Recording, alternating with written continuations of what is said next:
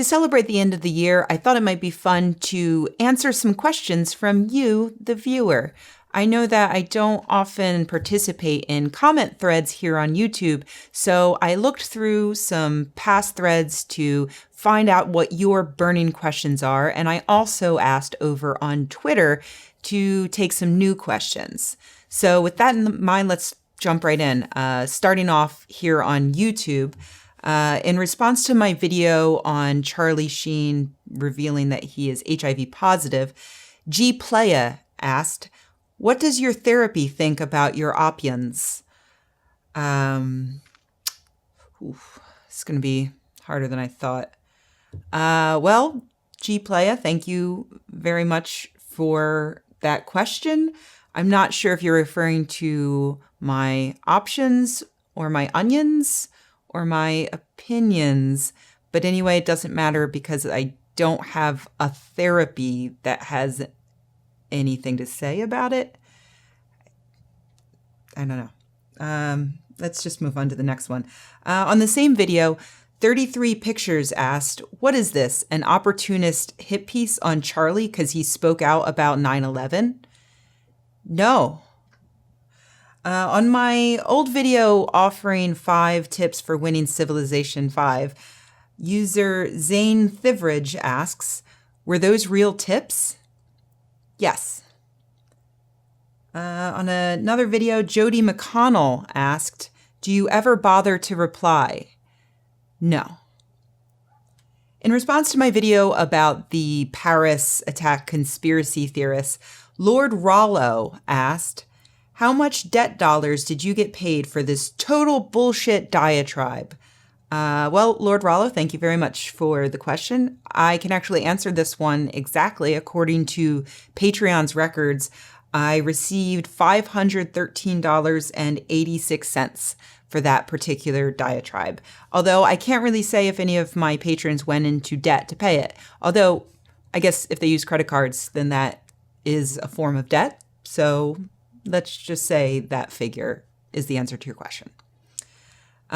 Sarah Hobson wrote to ask, why can you say homeopathic and homeopath, but not homeopathy?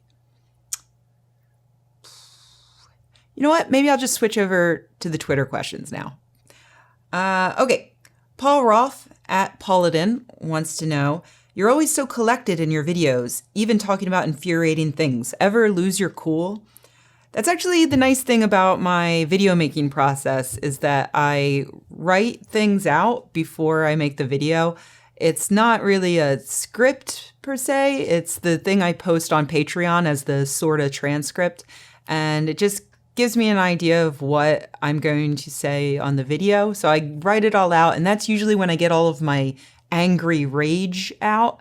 So by the time I sit down to make the video, most of that is out of my system, which is good because, as we all know now, angry women aren't taken seriously. Urgh. Okay. What's next? Andrew Frey at 10pn asks, "How important are stats to a rational argument? Can you get by without them? Should you ever use bad stats in good conscience?" Well, good conscience.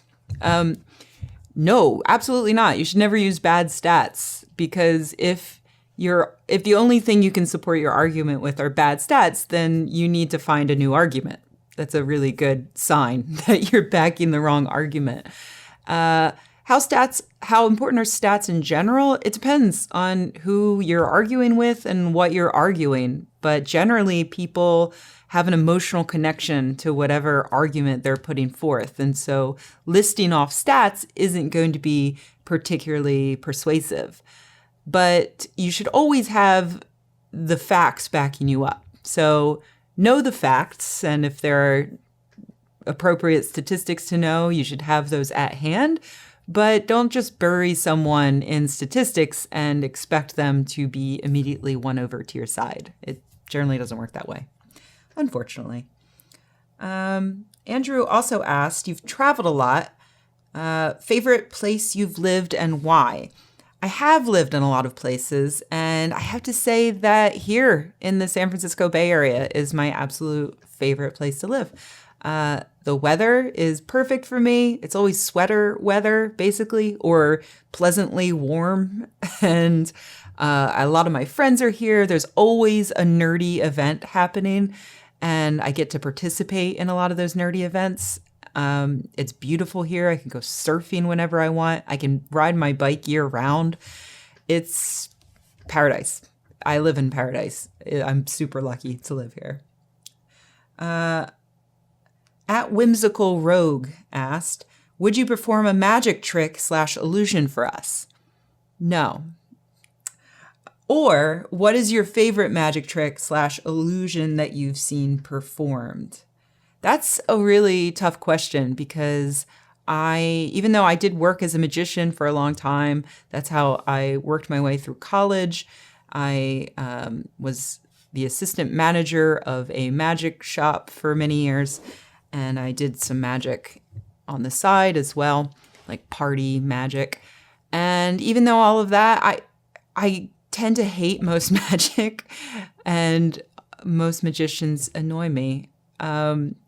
But I mean, when I was 16, I saw Penn and Teller, and as much as I disagree with Penn's Glenn Beck politics and stuff that I've since found out he adheres to, I still have to say that it was one of the coolest magic shows I'd ever seen, and it really inspired me to do all of the stuff I did with magic later on, and also inspired a lot of my comedic sensibilities. So yeah, I was a big Penn and Teller fan back in the day, and I still think that their books like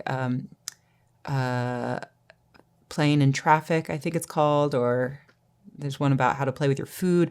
I think they're brilliant. They're really great, and that's how I was introduced to James Randi actually too. So, Tom J, aka EE Tommy J, asks, who would win in a fist fight, Jem and her band versus Rainbow Bright and Starlight? That is a really good question because if it were the Misfits, I definitely feel like they would win because they're way more badass than Jem and the Holograms were. If it were just Rainbow Bright, I would say that she would lose because she's a child, but she has a horse. And I don't care how tough you are, how many girls are in your band, how good you are on the bass. If you're in a fist fight versus a horse, you're going to lose. So going to have to throw in with Starlight and Rainbow Bright on this one. Jay Hazardous asks, what is your favorite skeptical or science podcast to listen to right now? Slightly embarrassing because most of the podcasts I listen to are comedy podcasts these days, but I do listen to Inquiring Minds. I really love that. I am biased because I am either friends with or dating everyone who works on it. You can figure out which is which, I guess.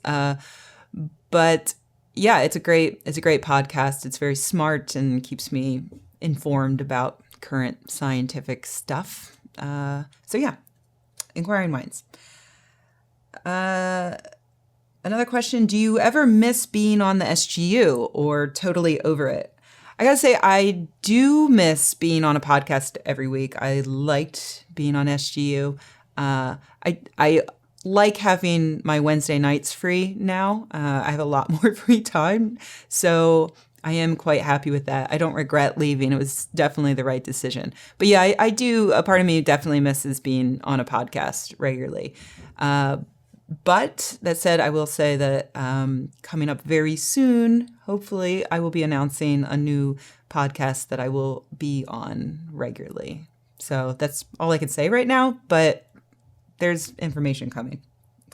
Do you still love sloths? You're goddamn right I do.